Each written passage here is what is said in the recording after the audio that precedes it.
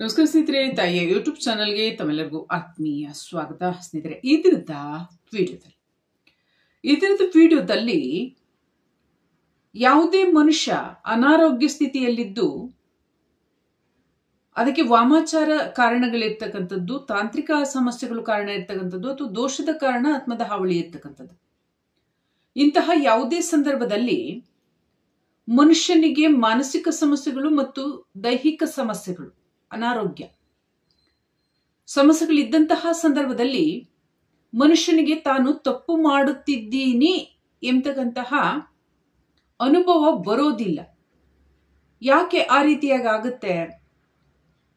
ಅಂತಹ ಸಮಸ್ಯೆ ಉಳ್ಳಂತಹ ಜನರು ನಾನು ಸರಿ ಇದ್ದೇನೆ ಎಂಬ ಭಾವದಲ್ಲೇ ಇರ್ತಾರೆ.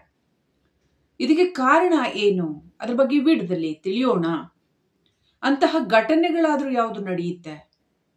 ಆ ಘಟನೆಗಳ ಕಾರಣದಿಂದ ಆ ಮನುಷ್ಯ ನಾನು ಸುಸ್ತ ಇದ್ದೇನೆ, ಆರೋಗ್ಯಪೂರ್ಣ ಇದ್ದೇನೆ, ನಾನು ಮಾಡ್ತಕ್ಕಂಥ ಕಾರ್ಯಗಳೆಲ್ಲವೂ ಕೂಡ ಸರಿ ಇದೆ ಎಂಬತಕ್ಕಂಥ ಭ್ರಮೆಯಲ್ಲಿರ್ತಾರೆ. ಇದಕ್ಕೆ ಕಾರಣ ಏನು? ಆ ರೀತಿಯಾದಂಥ ಘಟನೆಗಳು ನಡೀಲಿಕ್ಕೆ ಕಾರಣ ಏನು ಅನ್ನೋದನ್ನ ನಾವು ಈ ವಿಡಿಯೋದಲ್ಲಿ ನೋಡೋಣ. ನಿಮ್ಗೆ ಈ ವಿಡಿಯೋ ಇಷ್ಟ ಆದ್ರೆ ಲೈಕ್ ಮಾಡಿ, ಶೇರ್ ಮಾಡಿ, ಕಮೆಂಟ್ ಮಾಡಿ, ಚಾನಲ್ನ ಸಬ್ಸ್ಕ್ರೈಬ್ ಮಾಡ್ಕೊಳ್ಳಿ ಅಂತ ಹೇಳ್ತಾ ಆಲಿಂತಕ್ಕಂಥ ಬೆಲ್ ಬಟನ್ ಕೂಡ ಕ್ಲಿಕ್ ಮಾಡಿದ್ರಿಂದ ವಿಡಿಯೋ ನೋಟಿಫಿಕೇಶನ್ ತಕ್ಷಣ ಸಿಗುತ್ತೆ. ಹೊಸ ವಿಡಿಯೋಗಳನ್ನು ವೀಕ್ಷಿಸಬಹುದು. 3500ಕ್ಕೂ ಮಿಗಿಲಾಗಿ ವಿಡಿಯೋಸ್ಗಳು ಈ ಚಾನಲ್ನಲ್ಲಿ ಲಭ್ಯ ಇದ್ದಾವೆ. ಅವಶ್ಯವಾಗಿ ವೀಕ್ಷಿಸಿ. ಜ್ಞಾನವರ್ಧಕ ವಿಡಿಯೋಗಳಾಗಿದ್ದಾವೆ. ಹಾಗೆಯೇ ನೆಗೆಟಿವಿಟಿ ರಿಮೂವ್ ಧೂಪದ ಪೌಡರ್ ಕೂಡ ಲಭ್ಯ ಇದೆ. ಹಾಗೆಯೇ ಲಕ್ಷ್ಮೀ ಕೃಪಾ ಪ್ರಾಪ್ತಿ ಧೂಪದ ಪೌಡರ್ ಕೂಡ ಲಭ್ಯ ಇದೆ. ಹಣಕಾಸಿನ ಸಮಸ್ಯೆಗೆ ಮತ್ತು ಆತ್ಮಗಳ ಸಮಸ್ಯೆಗೆ ನೆಗೆಟಿವಿಟಿ ರಿಮೂವ್ ಧೂಪದ ಪೌಡರ್, ಹಣಕಾಸಿನ ಸಮಸ್ಯೆ ನಿವಾರಣೆಗೆ ಲಕ್ಷ್ಮೀ ಕೃಪಾ ಪ್ರಾಪ್ತಿ ಧೂಪದ ಪೌಡರ್. ಹಾಗೆ ಆತ್ಮಗಳ ಸಮಸ್ಯೆ, ರೋಗ ರುಜಿನಗಳಿದ್ರೆ ಅಂತ ಸಮಸ್ಯೆ ನಿವಾರಣೆಗೆ 2 ರೀತಿಯಾಗಿ ಆಯಿಲ್ ಇದೆ, ಅದನ್ನು ಕೂಡ ನೀವು ಬಳಸಬಹುದು. ಈಗ ಹೇಳಿದಂತಹ ನಂಬರ್ಗೆ ಅಂದ್ರೆ 6364205078 6364205078 ಈ ನಂಬರ್ಗೆ ಕರೆ ಮಾಡಿ ಕನ್ಸಲ್ಟೇಷನ್ ತಗೊಂಡು ಮಾತನಾಡಬಹುದು. ನೇರ ಭೇಟಿಗೆ ಅವಕಾಶ ಇರುವುದಿಲ್ಲ. ಹಾಗೆ ಇದೇ ನಂಬರ್ಗೆ ಕರೆ ಮಾಡಿ ಆರ್ಡರ್ ಮಾಡಬಹುದು. ಜಾತಕ ಪರಿಶೀಲನೆ, ಹಸ್ತ ಪರಿಶೀಲನೆ ಮಾಡಿಸಬಹುದು. ಜೊತೆಗೆ ಯಂತ್ರ ಕೂಡ ಮಾಡಿಸಬಹುದು. ಅದು ದೈವ ಕೃಪೆ ಇದ್ದಂಥವರಿಗೆ ಮಾಡಿಕೊಡ್ಲಾಗುತ್ತೆ. ಜೊತೆಗೆ ಚಾರ್ಜಸ್ ಇರ್ತದೆ. ಈಗ ವಿಡಿಯೋದ ವಿಚಾರಕ್ಕೆ ಬರೋಣ.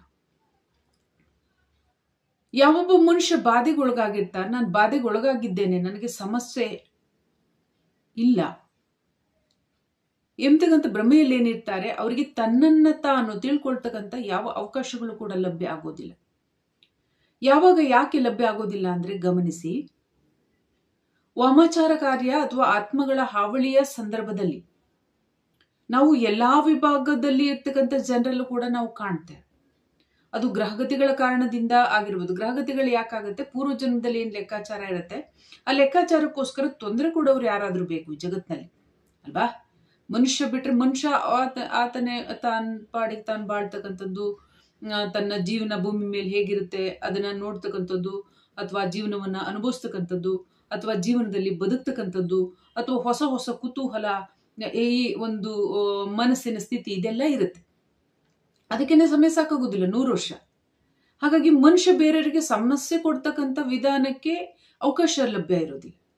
ಹೀಗಿರ್ತಕ್ಕಂಥ ಸಂದರ್ಭದಲ್ಲಿ ಸಮಸ್ಯೆ ಕೊಡೋರು ಯಾರು? ಹಾಗಾದ್ರೆ ಯಾರಿಗ್ ದೇಹ ಇಲ್ಲ, ಯಾರಿಗ ಆಹಾರ ಇಲ್ಲ, ಯಾರಿಗ್ ಮನೆ ಇಲ್ಲ, ಇಲ್ಲಿಂದ ಮೇಲಿನ ಲೋಕಕ್ಕೆ ಹೋಗಲಿಕ್ಕೆ ಪುಣ್ಯ ಸಂಪಾದನೆ ಮಾಡಿಲ್ಲ, ಅಥವಾ ಹೆಚ್ಚಿನ ಪ್ರಮಾಣದಲ್ಲಿ ಸಕಾರಾತ್ಮಕ ಕಾರ್ಯಗಳನ್ನ ಮಾಡಿಲ್ಲ. ಇಂಥ ಸಂದರ್ಭದಲ್ಲಿ ಏನಾಗ್ತಾರೆ? ಭೂಮಿ ಮೇಲೆ ಇರ್ತಾರೆ. ಜೊತೆಗೆ ಕರ್ಮ ಫಲಗಳನ್ನ ತಂದಿರಿ. ನೀವು ಪೂರ್ವ ಜನ್ಮದಲ್ಲಿ ತಪ್ಪುಗಳನ್ನ ಮಾಡಿದ್ರೆ, ಬೇರೆಯವರಿಗೆ ಬಾಧೆಯನ್ನು ಕೊಟ್ಟಿದ್ರೆ, ಅದನ್ನ ಲೆಕ್ಕಾಚಾರಕ್ಕೋಸ್ಕರ ನಿಮ್ ಹಿಂದೆನೆ ಬಂದಿರ್ತಾರೆ. ಆಗ ಗ್ರಹಗತಿಗಳು ಸರಿ ಇಲ್ಲ ಅಂದ ಕಾರಣಕ್ಕೆ ಅಂತ ಸಂದರ್ಭದಲ್ಲಿ ಆತ್ಮಗಳೇ ಸೇರ್ಕೊಂಡು ತೊಂದರೆ ಬಾಧೆಗಳನ್ನ ಕೊಡೋದು. ಗಲಾಟೆ, ಘರ್ಷಣೆಗಳು, ಜಗಳ, ವ್ಯಾಜ್ಯ, ಸ್ಟೇಷನ್ನು, ಕೋರ್ಟು, ಕಚೇರಿ, ಪಂಚಾಯಿತಿ, ಹಣ ನಷ್ಟ, ವ್ಯಾಪಾರ ನಷ್ಟ, ಬುದ್ಧಿ ನಷ್ಟ, ಹೆಸರು ಕೀರ್ತಿ ನಷ್ಟ, ಆಸ್ತಿ ಪಾಸ್ತಿಗಳು ನಷ್ಟ, ಇದೆಲ್ಲವೂ ಆಗೋದು ಆ ಕಾರಣದಿಂದ. ಹೇಗಿದ್ದಾಗ ನಾವು ಲೋಕಾದ್ಯಂತ ಇರ್ತಕ್ಕಂಥ ಜನರಲ್ಲಿ ಬೇರೆ ಬೇರೆ ರೀತಿಯಾದಂತಹ ಆತ್ಮದ ಹಾವಳಿ, ಅದು ಗ್ರಹಗತಿಗಳ ಲೆಕ್ಕಾಚಾರದ ಕಾರಣದಿಂದ, ಮತ್ತೊಂದು ವಾಮಾಚಾರದ ಕಾರಣದಿಂದ, ಮತ್ತೊಂದು ಫಾಲ್ತು ಇತ್ಯಾದಿ ಅವರು ಸ್ವಯಂ ತಪ್ಪಿತಸ್ಥರಾಗಿರ್ತಾರೆ. ಅಂದ್ರೆ ತಪ್ಪು ಮಾಡ್ಕೊಂಡಿರ್ತಾರೆ. ಆತ್ಮಗಳಿಗೆ ಸಂಬಂಧಪಟ್ಟಂತ ತೊಂದರೆ ಕೊಡೋದು, ಬಾಧೆ ಕೊಡೋದು, ಇನ್ವೆಸ್ಟಿಗೇಷನ್ ಮಾಡಕ್ ಹೋಗೋದು, ಇನ್ನೋವೇಷನ್ ಮಾಡ್ಲಿಕ್ಕೆ ಹೋಗೋದು, ಸುಮ್ನೆ ಏನೇನೋ ಅನ್ನೋದು, ಕೆಲವು ಹಾಗೇನೆ ಬಂದು ಸೇರ್ಕೊಬಿಡ್ತಾವೆ ಯಾರಿಗಾದ್ರೂ. ಈ ತರದಲ್ಲೆಲ್ಲ ಇರ್ತಾರೆ. ಅಂದ್ರೆ ಇಲ್ಲಿ ಎಲ್ಲಿಂದ ಎಲ್ಲಿಗೆ ನೋಡಿದ್ರು ಕೂಡ ಉದ್ದೇಶ ಇದ್ದೇ ಇದೆ. ಉದ್ದೇಶ ರಹಿತ ಯಾರ ಜೀವನಕ್ಕೆ, ಯಾರ ದೇಹಕ್ಕೆ, ಯಾರ ಮನೆಗೆ ಬರೋದಿಲ್ಲ. ಏನಾದ್ರೂ ಒಂದು ಉದ್ದೇಶ ಇರುತ್ತೆ. ಒಂದು ಯಾವ್ದಾದ್ರು ಆತ್ಮಗಳಿಗೆ ದೇಹದಲ್ಲಿ ಜಾಗ ಬೇಕು, ಆಹಾರ ಬೇಕು, ಮನೆ ಬೇಕು, ಅವುಗಳ ಆಯಸ್ಸನ್ನ ಕಳೆಯುವವರೆಗೂ ಎಲ್ಲಾದ್ರೂ ಒಂದು ವ್ಯವಸ್ಥೆ ಮಾಡ್ಕೋಬೇಕು. ಒಂದು. ಎರಡನೇದು, ಪೂರ್ವಜನ್ಮದಲ್ಲಿ ತಪ್ಪುಗಳನ್ನ ಮಾಡಿರ್ತಾರೆ. ಆ ಕಾರಣದಿಂದ ಆ ತಪ್ಪುಗಳನ್ನ ಲೆಕ್ಕಾಚಾರಕ್ಕೋಸ್ಕರ ಒಬ್ಬ ಮನುಷ್ಯ ಹೊಡೆದಿದ್ದ ಅಂತ ಇಟ್ಕೊಳ್ಳಿ ಒಬ್ರಿಗೆ, ಅದನ್ನ ಈ ಜನ್ಮದಲ್ಲಿ ಅವ್ರಿಗೆ ಹೊಡೆದು ಸಮಾಧಾನ ಪಡ್ಕೋಬೇಕು. ಅದಕ್ಕೋಸ್ಕರ ಹಿಂದ್ಗಡೆನೇ ಬಂದಿರ್ತಾರೆ, ತೊಂದರೆ ಕೊಡ್ಲಿಕ್ಕೆ ಬಂದು ಸೇರ್ಕೊಂಡಿರ್ತೀರಿ. ಇಲ್ಲೂ ಉದ್ದೇಶ ಆಯ್ತು. ಮತ್ತು ವಾಮಾಚಾರ ಇತ್ಯಾದಿಗಳನ್ನು ಮಾಡಿದ್ರೆ ಒಬ್ಬ ಮನುಷ್ಯರಿಗೆ ನಷ್ಟ ಮಾಡ್ಬೇಕು, ಒಂದು ಮನೆಗೆ ನಷ್ಟ ಮಾಡ್ಬೇಕು, ಒಂದು ಕುಟುಂಬನ ಹಾಳು ಮಾಡ್ಬೇಕು, ಒಬ್ರು ಕೀರ್ತಿ ಪ್ರತಿಷ್ಠೆಯನ್ನ ಹಾಳು ಮಾಡ್ಬೇಕು. ಈ ಒಂದು ಉದ್ದೇಶದಿಂದಾನು ಕೂಡ ಬಂದಿರ್ತಾವ. ಆದ್ರೆ ಇಲ್ಲಿ ಯಾರು ಕೂಡ ಉದ್ದೇಶರಹಿತ ಕಾಲ ಮಾಡೋದಕ್ಕೆ ಈ ಕಾಲಮಾನದಲ್ಲಿ, ಈ ಕಾಲಚಕ್ರದಲ್ಲಿ, ಈ ಮನುಷ್ಯ ಜಗತ್ತಿನಲ್ಲಿ ಅವಕಾಶನೇ ಇಲ್ಲ. ಯಾರಾದ್ರೂ ಏನಾದ್ರೂ ಒಂದು ಉದ್ದೇಶ ಇಟ್ಕೊಂಡು ಬಂದೇ ಇರ್ತಾರೆ. ಈ ಫಾಲ್ತು ಆತ್ಮಗಳು, ಯಾರೋ ಪ್ರೇಮಿಗಳು ಆತ್ಮಹತ್ಯೆ ಮಾಡ್ಕೊಂಡಿದ್ರು, ಅಂತಹ ಸಂದರ್ಭದಲ್ಲಿ ಅವರ ಇಷ್ಟಾರ್ಥಗಳೇನಿರ್ತವೆ ಅದಕ್ಕೆ ಯಾವ್ದಾರು ಒಬ್ಬ ನವ ದಂಪತಿಗಳಲ್ಲಿ ಅಥವಾ ಒಬ್ಬ ಪ್ರೇಮಿಗಳನ್ನೇ ಹುಟ್ಟಾಕ್ಬಿಡ್ತಾರೆ. ಸುಳ್ಳು ಪ್ರೇಮಿಗಳು. ಅವರು ಸ್ವಲ್ಪ ದಿವಸ ಲವ್ ಮಾಡ್ತಾರೆ, ಸ್ವಲ್ಪ ದಿವಸ ಡಿವೋರ್ಸ್ ಮಾಡ್ಕೊಂಡ್ಬಿಡ್ತಾರೆ, ಅಂದ್ರೆ ದೂರ ಆಗ್ಬಿಡ್ತಾರೆ. ಅಂತ ಕಾನೂನಾತ್ಮಕ ಡಿವೋರ್ಸ್ ಕೇಳ್ತಾ ಇಲ್ಲ ನಾನು. ಅದಕ್ಕೆ ಅಂತ ಆತ್ಮಗಳ ಪ್ರೇರಣೆ ಅಥವಾ ಜೀವನದಲ್ಲಿ ಪ್ರವೇಶ ಮಾಡಿರ್ತಕ್ಕಂಥದ್ದು ಕೂಡ ಕಾರಣ ಇರುತ್ತೆ. ಇದರಲ್ಲಿ ಅವುಗಳದ್ದು ಕೂಡ ಉದ್ದೇಶ ಇತ್ತು ಅಲ್ವಾ. ಉದ್ದೇಶ ಇಲ್ಲದೆ ಯಾವ ಆತ್ಮಗಳು ಯಾರ ಜೀವನದಲ್ಲಿ ಪ್ರವೇಶ ಮಾಡೋದಿಲ್ಲ. ಪಿತೃಗಳಿದ್ರೂ ಕೂಡ ಅಷ್ಟೇ. ಅವ್ರಿಗೇನಾದ್ರು ಸರಿಯಾಗಿ ಆಚರಣೆ ನಡ್ಕೋತಾ ಇಲ್ಲ, ಅವ್ರ ಹೆಸರು ಕೀರ್ತಿ ಹಾಳು ಮಾಡಿರ್ತಾರೆ, ಅಥವಾ ಅವ್ರಿಗೇನಾದ್ರು ಕೆಟ್ಟ ಹೆಸರು ತಂದಿರ್ತಾರೆ, ಅವ್ರ ಆಸ್ತಿ ಪಾಸ್ತಿಗಳನ್ನ ಹಾಳು ಮಾಡ್ತಾ ಇರ್ತಾರೆ, ಮಕ್ಕಳು ಕೆಟ್ಟ ದಾರಿಗಳಿಗೆ ಹೋಗಿರ್ತಾರೆ. ಇದಕ್ಕೋಸ್ಕರ ಕೋಪ ಮಾಡ್ಕೊಂಡು ಬಂದು ತೊಂದರೆ ಬಾಧೆ ಕೊಡ್ತಾ ಇರ್ತಾರೆ. ಅದು ಉದ್ದೇಶ ಇರುತ್ತೆ. ನಾವು ಇಷ್ಟೊಂದು ಕಷ್ಟಪಟ್ಟು ಸಂಪಾದನೆ ಮಾಡಿದ್ವಿ, ಇವರೆಲ್ಲ ಹೀಗೆ ಹಾಳು ಮಾಡ್ತಾರೆ. ಇಲ್ಲಿ ಎಲ್ಲಿಂದ ನೀವು ಎಲ್ಲಿಗೆ ನೋಡಿದ್ರು ಕೂಡ ಯಾವ ಆತ್ಮಗಳಿದ್ರು ಕೂಡ ಅವುಗಳಿಗೆ ಉದ್ದೇಶ ಇದೆ. ಉದ್ದೇಶ ಇಲ್ಲದೆ ಈ ಜಗತ್ತಿನಲ್ಲಿ ಏನೂ ನಡೆಯೋದಿಲ್ಲ. ಒಂದು ಕಾರಣಗಳು, ಘಟನೆಗಳು ನಡೀತಾ ಇದೆ ಅಂದ್ರೆ ಆ ಕಾರಣಕ್ಕೂ ಕೂಡ ಮತ್ತೊಂದು ಕಾರಣ ಇರುತ್ತೆ. ಅದು ಭಗವಂತನ ಕಲೆಗಳಲ್ಲಿ 16ನೇ ಕಲೆ, ಕಾರಣಕ್ಕೂ 14ನೇ ಕಲೆ, 14 ಅಥವಾ 15, 16 ಬರುತ್ತೆ. ಇಂತಹ ಕಾರಣಕ್ಕೂ ಕೂಡ ಕಾರಣಗಳೇನಿದೆ, ಆ ಕಾರಣವನ್ನು ಕೂಡ ತಿಳಿತಕ್ಕಂತಹ ಸ್ಥಿತಿ ಆಧ್ಯಾತ್ಮಿಕದಲ್ಲಿ. ಈಗ ಇಲ್ಲಿ ನೋಡೋಣ. ಈಗ ವಿಷಯಗಳು ನಿಮಗೆ ಗೊತ್ತಾಯ್ತು. ಉದ್ದೇಶ ಇಟ್ಟುಕೊಂಡೇ ಬಂದಿರ್ತಾವೆ. ಈಗ ಉದ್ದೇಶ ಇಟ್ಕೊಂಡು ಬಂದಿರ್ತಾವೆ ಅಂದ್ರೆ ಯಾವ ಕಾರ್ಯ ಆಗಬೇಕು ಆ ಕಾರ್ಯಗಳಿಗೆ ಸಂಬಂಧಪಟ್ಟಂತೆ ಅವು ತೊಂದರೆ ಕೊಡ್ತಾ ಇರ್ತಾವೆ, ಅಥವಾ ಇನ್ಫ್ಲೂಯೆನ್ಸ್ ಮಾಡ್ತಾ ಇರ್ತವೆ. ಈ ತರ ಮಾತಾಡ್ಲಿಕ್ಕೆ ಅವಕಾಶ ಕೊಡ್ತಾ ಇರ್ತವೆ, ಅಥವಾ ಅವೇ ಸ್ವಯಂ ಮಾತಾಡ್ತಾವೆ. ಅವುಗಳಿಗೆ ಕಾರ್ಯ ಏನ್ ಬೇಕಾಗುತ್ತೆ ಆ ಪ್ರೇರಣೆಯನ್ನು ಕೊಡ್ತಾವೆ. ಒಂದ್ ಮನೆಯಲ್ಲಿ ಜಗಳ ಮಾಡ್ಕೊಂಡು ಯಾರೋ ಮಕ್ಕಳು, ತಂದೆ ತಾಯಿ ಮಕ್ಕಳು ದೂರ ಆಗ್ಬೇಕು, ಬೇರೆ ಬೇರೆ ಆಗ್ಬೇಕು ಅಂತ ಇಟ್ಕೊಳ್ಳಿ.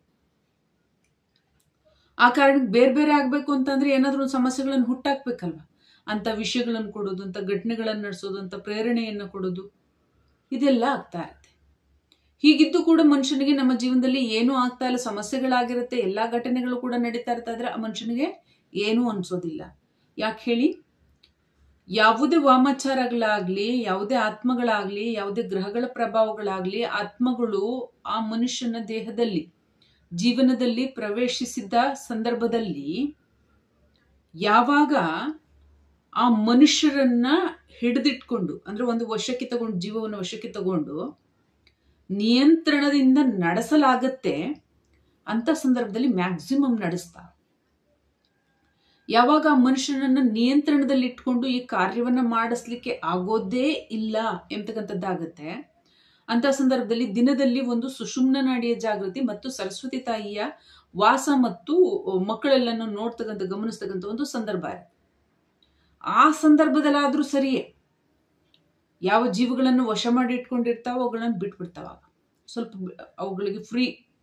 ಆಗ ಮನುಷ್ಯನಿಗೆ ಏನಂತೆ, ನಾನು ಸುಸ್ಥವಾಗಿದ್ದೇನೆ, ಆರೋಗ್ಯಪೂರ್ಣವಾಗಿ, ನಾನು ಏನ್ ಮಾತಾಡ್ತೀನಿ ಅದೇ ಸರಿ, ನಾನು ಹೇಗ್ ನಡ್ಕೋತೀನಿ ಅದೇ ಸರಿ, ನಾನು ಏನ್ ಕಾಂಟ್ರಾಕ್ಟ್ ಮಾಡ್ಕೊಳ್ತೀನಿ, ನಾನು ಏನ್ ಬಿಲ್ ಮಾಡ್ತೇನೆ, ನಾನು ಯಾವ ರೀತಿಯಾಗಿ ಒಂದು ಸಂಭಾಷಣೆಯನ್ನ ಮಾಡ್ತೇನೆ, ಯಾರ ಜೊತೆ ಮಾತನಾಡ್ತೇನೆ, ವ್ಯವಹಾರವನ್ನ ಮಾಡ್ತೇನೆ, ಕಲೆ, ಚಿತ್ರಗತ, ಆಟ, ಯಾವುದೇ ಕಾರ್ಯ ಆಗಿರಬಹುದು, ಅದನ್ನ ನಾನು ಏನ್ ಮಾಡ್ತಾ ಇದ್ದೇನೆ, ನಾನು ಕರೆಕ್ಟ್ ಇದ್ದೇನೆ, ನಾನು ಹೆಲ್ತಿ ಇದ್ದೇನೆ ಅಂತ ಮನುಷ್ಯನಿಗೆ ಭ್ರಮೆ ಅನ್ಸುತ್ತೆ.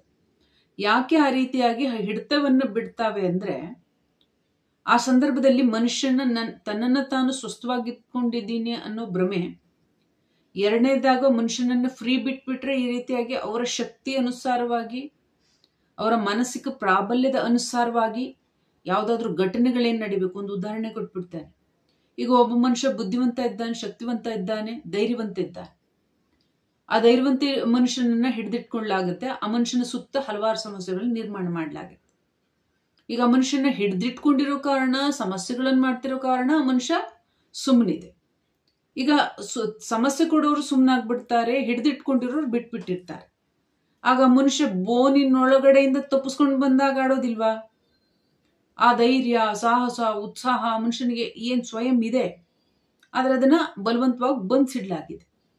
ಈಗ ಮನುಷ್ಯನನ್ನ ಬಿಟ್ಟಂತ ಸಂದರ್ಭದಲ್ಲೇ ಆಗ ಮನುಷ್ಯ ಜೋರ ಕೂಗಾಡ್ತಾನೆ, ಮಾತಾಡ್ತಾನೆ, ಹೊಡೆದಾಡ್ತಾನೆ, ಯಾವ್ದಾದ್ರು ಕಾರ್ಯಗಳನ್ನು ಮಾಡ್ತಾನೆ, ವ್ಯವಹಾರ ಮಾಡ್ತಾನೆ, ಬಿಸ್ನೆಸ್ ಮಾಡ್ತಾನೆ, ಏನಾರು ಒಂದ್ ಮಾಡ್ಬಿಡ್ತಾನೆ. ಆ ಟೈಮಲ್ಲೂ ನಾನು ಸ್ವಸ್ಥವಾಗಿದ್ದೇನೆ ಎಂಬ ಭಾವ ಬರುತ್ತೆ. ಏನೋ ಕಾರಣಕ್ಕೇನೋ ಘಟನೆ ನಡೆದಿದೆ ಅಂತ ಭ್ರಮೆಗೆ ಹೋಗ್ತಾರೆ. ಇದೇ ರೀತಿಯಾಗಿ ನೀವು ಪ್ರತಿಯೊಂದು ಸ್ತ್ರೀ ಮತ್ತು ಪುರುಷರನ್ನ, ಮಕ್ಕಳನ್ನ, ದೊಡ್ಡವರನ್ನ, ಯಾವ ವಯಸ್ಸಿನವರು, ಎಲ್ಲಿಯವರಾದ್ರೂ ಸರಿಯೇ, ಪ್ರಪಂಚದಾದ್ಯಂತ ಇರ್ತಕ್ಕ ಯಾವುದೇ ಮನುಷ್ಯರನ್ನ ನೀವು ತಗೊಂಡ್ರು ಕೂಡ ಅಂತಹ ಸಂದರ್ಭದಲ್ಲಿ ಯಾವಾಗ ಆತ್ಮದ ಹಾವಳಿ ಇದ್ದು ಕೆಲಸಗಳನ್ನ ಮಾಡಿಕೊಳ್ಳಲು ಅಥವಾ ಅಂತ ಸಂದರ್ಭಗಳನ್ನ ಹುಟ್ಟಾಕಿ ಸಮಸ್ಯೆಗಳನ್ನ ನಿರ್ಮಾಣ ಮಾಡಲು ಆಗ ಬಿಟ್ಟಿರ್ತಾವೆ ನೋಡಿ, ಆಗ ಮನುಷ್ಯ ನೈಜ ನಡೆ ನುಡಿ, ಆಚಾರ ವಿಚಾರ ನಡೀತಾರೆ. ಮತ್ತೆ ಆ ರೀತಿಯಾಗೇನು ಅದೇ ನಿರಂತರ ಸಾಗೋದಿಲ್ಲ. ಹಾಗೆ ಸ್ವಲ್ಪ ಸಮಯ ಏನ್ ಕೆಲಸ ಆಗ್ಬೇಕು, ಆ ಮನುಷ್ಯನ್ ಬಿಟ್ರೆ ಕೂಗಾಡ್ದ, ಹೊಡೆದಾಡ್ದ ಏನೋ ಒಂದ್ ಮಾಡ್ಬಿಟ್ರು, ಆ ರೀತಿಯ ಕಾರ್ಯ ಮಾಡೋದು, ಬಿಸ್ನೆಸ್ ಏನೋ ಒಂದ್ ಮಾಡ್ಬಿಟ್ರು ಅಂತ ಇಟ್ಕೊಳ್ಳಿ. ನಂತರದಲ್ಲಿ ಆ ಆಡಿದ ಮಾತುಗಳು ನಡಿಬಾರ್ದು, ಕಾರ್ಯ ಏನ್ ಪ್ರಾರಂಭ ಮಾಡಿರ್ತಾರೆ ಅದು ಮುಂದುವರಿಬಾರ್ದು. ಯಾವುದೇ ರೀತಿಯಲ್ಲೂ ಕೂಡ ಆ ಮನುಷ್ಯನ ಜೀವನದಲ್ಲಿ ಸಕಾರಾತ್ಮಕತೆ ಇರಬಾರ್ದು. ನಂತರದಲ್ಲಿ ಮತ್ತೆ ಆ ಮನುಷ್ಯನನ್ನ ಹಿಡಿದಿಟ್ಕೊಳ್ಳೋದು, ಅವ್ರ ಮನೆಯವ್ರನ್ನ ಹಿಡಿದಿಟ್ಕೊಳ್ಳೋದು, ವ್ಯವಹಾರದಲ್ಲಿ ಬಾಧೆ ಕೊಡೋದು, ಯಾವಾಗ ಬೇಕೋ ಆ ಮನುಷ್ಯರನ್ನ ಫ್ರೀ ಬಿಡೋದು, ಮಾತಾಡ್ಲಿಕ್ಕೆ, ನಡ್ಕೊಳ್ಲಿಕ್ಕೆ, ಕಾರ್ಯ ಮಾಡ್ಲಿಕ್ಕೆ, ಮತ್ತೆ ಹಿಡಿದಿಟ್ಕೊಳ್ಳೋದು ಆ ಮನುಷ್ಯನನ್ನು. ಈ ರೀತಿ ಇದ್ದಂತಹ ಸಂದರ್ಭದಲ್ಲಿ ಮನುಷ್ಯ ಯಾರು ಅನಾರೋಗ್ಯದಿಂದ ಇರ್ತಾರೆ, ನಾನು ಅನಾರೋಗ್ಯದಿಂದ ಇದ್ದೇನೆ, ನಾನು ಮಾನಸಿಕವಾಗಿ ಸಮಸ್ಯೆನಲ್ಲಿದ್ದೇನೆ, ನನ್ನ ಜೀವನದಲ್ಲಿ ನಾನು ಸಮಸ್ಯೆಯಲ್ಲಿದ್ದೇನೆ ಅಂತ ಅನ್ಕೊಳ್ಳೋದೇ ಇಲ್ಲ. ಯಾಕೆಂದ್ರೆ ಈ ರೀತಿಯಾಗಿ ಭ್ರಮೆಗಳನ್ನು ಉತ್ಪನ್ನ ಮಾಡ್ತಾವ. ಆ ಕಾರಣದಿಂದ ಆತ್ಮಗಳ ಕೆಲಸಗಳೆಲ್ಲ ಕೂಡ ಸುಲಲಿತವಾಗಿ ನಡೆಯುತ್ತೆ. ಏಕೆ ಯಾವ ಮನುಷ್ಯ ಮಾತಾಡ್ತಾನೆ, ಯಾವ್ದು ಪ್ಲಾನ್ ಮಾಡ್ಕೋತಾನೆ, ಯಾವುದೇ ರೀತಿಯಾದಂಥ ಒಂದು ಬಿಸ್ನೆಸ್ಸಿಗೆ ಬಂಡವಾಳ ಹಾಕ್ತಾನೆ, ಯಾವುದೋ ಒಂದು ಕಾರ್ಯವನ್ನ ಮಾಡ್ತಾನೆ, ಯಾರು ಯಾವುದೇ ನೌಕರಿ ಆಗಿರ್ಬೋದು, ಜಾಬ್ ಆಗಿರ್ಬೋದು, ಉದ್ಯೋಗ ಆಗಿರ್ಬೋದು, ವ್ಯಾಪಾರ ಆಗಿರ್ಬೋದು, ಪ್ರಾರಂಭ ಏನೋ ಮಾಡ್ತಾರೆ ಸುಸ್ತ ಇದ್ದಂತ ಸಂದರ್ಭದಲ್ಲಿ, ನಂತರದಲ್ಲಿ ಅದು ಮುಂದುವರಿಲಿಕ್ಕೆ ಬಿಡೋದಿಲ್ಲ. ಈ ರೀತಿಯಾಗಿ ಆತ್ಮಗಳ ಒಂದು ಪಿತೂರಿ ಮತ್ತು ಅವುಗಳ ಒಂದು ಯೋಜನೆ ಎಂಬತಕ್ಕಂಥದ್ದೇನಿದೆ, ಅದು ಜೀವಗಳ ಜೊತೆಗೆ, ಪ್ರತಿಯೊಂದು ಜೀವಗಳ ಜೊತೆಗೆ ಯಾವ್ಯಾವ ಟೈಮಿಗೆ ಯಾರ್ಯಾರುಗಳಿಗೆ ಗ್ರಹಗತಿ ಹೇಗೆ ನಡೀತಾ ಇರುತ್ತೆ, ಆಯಾ ಸಂದರ್ಭದಲ್ಲಿ ಈ ರೀತಿಯಾದಂಥ ಘಟನೆಗಳು ನಡೀತಾ ಇರ್ತವೆ. ಅದರಿಂದ ಮನುಷ್ಯ ದಿನದಿಂದ ದಿನಕ್ಕೆ ಆರೋಗ್ಯದಲ್ಲಿ ನಷ್ಟ ಆಗ್ತಾ ಇದ್ರು, ಬುದ್ಧಿಯಲ್ಲಿ ನಷ್ಟ ಆಗ್ತಾ ಇದ್ರು, ವ್ಯವಹಾರದಲ್ಲಿ, ಹಣಕಾಸಲ್ಲಿ, ಸ್ಥಾನಮಾನದಲ್ಲಿ, ಹೆಸರು ಕೀರ್ತಿಯಲ್ಲಿ, ಕುಟುಂಬದಲ್ಲಿ ಪ್ರೀತಿ ವಾತ್ಸಲ್ಯದಿಂದ ನಷ್ಟ ಆಗ್ತಾ ಇದ್ರು, ಕುಟುಂಬದಿಂದಾನೇ ದೂರ ಆಗ್ತಾ ಇದ್ರು, ಸಮಾಜದ ಒಂದು ಸಂತೋಷಕರ ಜೀವನದಿಂದ ದೂರ ಆಗ್ತಾ ಇದ್ರು. ಮನುಷ್ಯನಿಗೆ ಗೊತ್ತಾಗೋದೇ ಇಲ್ಲ, ನಾನ್ ಮಾಡೋದೇ ಸರಿ, ನಾನ್ ಮಾಡೋದು ಕರೆಕ್ಟ್ ಇದ್ದೇನೆ, ನಾನು ಹೇಳ್ತಕ್ಕಂಥದ್ದೇ ಸರಿ, ನಾನು ಈ ರೀತಿಯಾಗಿ ಮಾತನಾಡಿದ್ ಸರಿ, ಈ ರೀತಿಯ ಕಾರ್ಯ ಮಾಡಿದ್ ಸರಿ, ಈ ತರದ ಭ್ರಮೆಯಲ್ಲಿ ಇದ್ದು ಇದ್ದು ಇದ್ದು ಇದ್ದು ಕತ್ತಲೆಯ ಕೂಪ ಅಂದ್ರೆ ಅದು ಬಾವಿ, ಆ ಕತ್ತಲೆಯ ಕೂಪಕ್ಕೆ ತಲುಪಬಿಡ್ತಾರೆ ಮನುಷ್ಯ. ನಾವೇ ಸರಿ, ನಮ್ದೇ ಹಾಗೆ, ಹೀಗೆ ಹೀಗೆ ಅನ್ಕೊಂಡು. ಇದೆಲ್ಲವೂ ಕೂಡ ಆತ್ಮಗಳ ವಂಚನೆ. ಅವುಗಳಿಗೆ ಏನ್ ಕಾರ್ಯ ಆಗ್ಬೇಕು ಅಂತ ಸಂದರ್ಭದಲ್ಲಿ ಅವರನ್ನ ಫ್ರೀಯಾಗಿ ಬಿಟ್ಬಿಡೋದು, ಸಮಸ್ಯೆ ಉಂಟು ಮಾಡ್ಕೊಳ್ಳಿ ಅಂತ.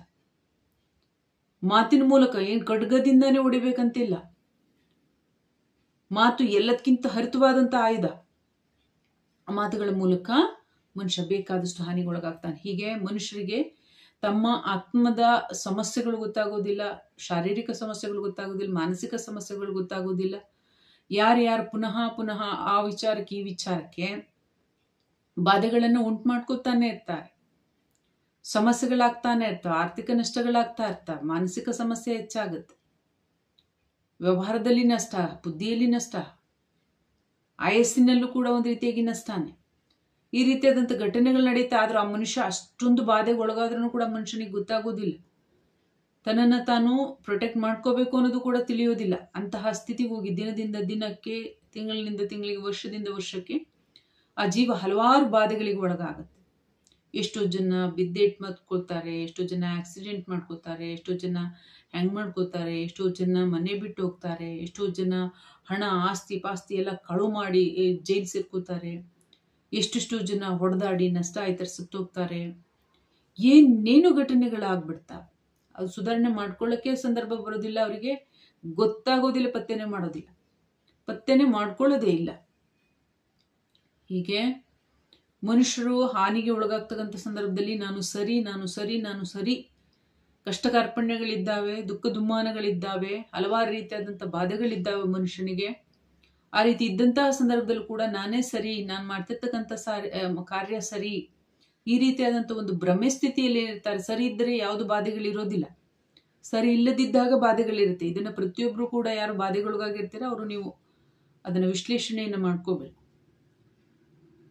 ಅಂತಹ ಸಂದರ್ಭದಲ್ಲಿ ನಿಮ್ಮ ಬಗ್ಗೆ ನಿಮಗೆ ಬಾಧೆಯಲ್ಲಿ ಇರ್ತಕ್ಕಂಥ ತಿಳಿಯುವಂಥ ಸೂಕ್ತ ಸಂದರ್ಭದಲ್ಲೇ ಭಗವಂತನಲ್ಲಿ ಶರಣಾಗಿ ಪೂಜೆ ಕೈಕರ್ಯಗಳನ್ನು ಮಾಡಿಕೊಂಡು ಹೆಚ್ಚು ಹೆಚ್ಚು ಧಾರ್ಮಿಕ ಆಚರಣೆಗಳನ್ನು ಮಾಡ್ಕೊಳ್ಳೋದ್ರಿಂದ ನಿಮ್ಮ ದೇಹ, ಆರೋಗ್ಯ, ಬುದ್ಧಿ, ಜೀವನ ಮತ್ತು ಆತ್ಮದ ಸಕಾರಾತ್ಮಕ ಗತಿ ಇದನ್ನ ನಿಮ್ಮ ಕೈಯಲ್ಲಿ ನೀವು ಉಳಿಸ್ಕೊಳ್ಳಿಕ್ಕೆ ಸಾಧ್ಯ ಆಗುತ್ತೆ. ಇಲ್ಲದಿದ್ರೆ ನಿಮ್ಮ ಕೈ ಮೀರಿ ಹೋಗ್ತಕ್ಕಂಥದ್ದು ಇರುತ್ತೆ.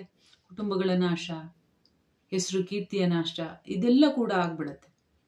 ಅದರಿಂದಾಗಿ ಮನುಷ್ಯ ಬಾಧೆಗಳಲ್ಲಿ ಒಳಗಾಗಿದ್ರೆ, ಹಾನಿಗಳಿಗೆ ಒಳಗಾಗ್ತಾ ಇದ್ರೆ, ಯಾವ್ಯಾವ ರೀತಿಯಾದಂಥ ಹಾನಿಗಳು ಎಂಬತಕ್ಕಂಥದ್ದು ಲೆಕ್ಕ ಹಾಕಿ, ಕುಟುಂಬಕ್ಕೆ ಸಂಬಂಧಪಟ್ಟಂತೆ, ಮಕ್ಕಳಿಗೆ ಸಂಬಂಧಪಟ್ಟಂತೆ, ಜಮೀನಿಗೆ ಸಂಬಂಧಪಟ್ಟಂತೆ, ಹೆಸರು ಕೀರ್ತಿಗೆ ಸಂಬಂಧಪಟ್ಟಂತೆ, ಆರೋಗ್ಯಕ್ಕೆ ಸಂಬಂಧಪಟ್ಟಂತೆ, ಈ ಥರದ ಏನೇನು ಹಾನಿಗಳು ಬರುತ್ತೆ ಇದೆಲ್ಲ ನೀವು ಲೆಕ್ಕ ಹಾಕೋಬೇಕು. ಬಾಧೆಗಳಿದ್ದಂಥ ಪಕ್ಷದಲ್ಲಿ ಯಾರು ಬಾಧೆ ಕೊಡೋರು ಇದ್ದಾರೆ ಅಂತ ಅರ್ಥ. ಎಚ್ಚೆತ್ಕೊಬಿಡ್ಬೇಕು. ಆಗ ನಾನೇ ಸರಿ ಅನ್ನಬಾರದು, ಬದಲಿಗೆ ವಿವೇಕತೆಯನ್ನು ಬಳಸಬೇಕು ಮತ್ತು ನಿಧಾನವೇ ಪ್ರಧಾನ. ಹೀಗಾಗಿ ಯಾರು ಕಾರ್ಯನಿರತರಾಗಿರ್ತಾರೆ ಸಕಾರಾತ್ಮಕವಾಗಿ, ಧಾರ್ಮಿಕವಾಗಿ, ಅವರೇ ಅವರನ್ನು ಉಳಿಸ್ಕೊಳ್ಳಿಕ್ಕೆ ಸಾಧ್ಯ ಆಗೋದು. ಅದನ್ನ ಬಿಟ್ಟು ಬೇರೆಯವರು ತನ್ನನ್ನು ತಾನು ಕಂಡ್ಕೊಳ್ಳಿಕ್ಕೂ ಆಗೋದಿಲ್ಲ. ಎಷ್ಟೋ ಜನ ನೋಡಿ 60, 70 ಇನ್ನೂ ಆಯಸ್ಸಿದೆ, ಒಂದು 30-40 ವರ್ಷ ಆಯಸ್ಸಿರ್ತ, ಅದಕ್ಕೆ ಮುಂಚೆನೆ ಅವ್ರನ್ನ ಅವ್ರು ನೋಡ್ಕೊಳ್ಳೋದಿಲ್ಲ. ಅವಸರ, ಶಾಂತವಾಗಿರೋದಿಲ್ಲ, ಅವ್ರನ್ನವ್ರು ನೋಡ್ಕೊಳ್ಳೋದಿಲ್ಲ, ಭಗವಂತನ ಸ್ಮರಣೆ ಮಾಡೋದಿಲ್ಲ, ಪೂಜೆಗೆ ಕೆರೆ ಮಾಡೋದಿಲ್ಲ. ಅದರಿಂದಾಗ ಅಂತ ಸ್ಥಿತಿಗಳು ನಿರ್ಮಾಣ ಆಗ್ತದೆ. ಯಾಕೆಂದ್ರೆ ಅವ್ರಿಗೆ ಹಂಗ ಅನ್ಸುತ್ತೆ ನಾನೇ ಸರಿ, ನಾನು ಮಾಡ್ತಿರೋದೆಲ್ಲ ಸರಿ ಅಂತ. ಯಾವ ವಿಕೋಪ, ಯಾವ ಪ್ರಕೋಪಕ್ಕೆ ಸಿಲುಕಿರ್ತಾರೆ ಅವರಿಗೆ ಗೊತ್ತಿರೋದಿಲ್ಲ. ಈ ರೀತಿಯಾಗಿ ತಮ್ಮನ್ನು ತಾವು ಗಮನಿಸ್ಬೋದು ಮತ್ತು ಇರ್ತಕ್ಕಂಥ ಸಮಯದಲ್ಲಿ ತಮ್ಮನ್ನು ತಾವು ಪ್ರೊಟೆಕ್ಟ್ ಮಾಡ್ಕೋಬಹುದು ಅಂತ ಹೇಳ್ತೀವಿ. ವಿಡಿಯೋನ ಮುಗಿಸ್ತಾ ಇದ್ದೀನಿ.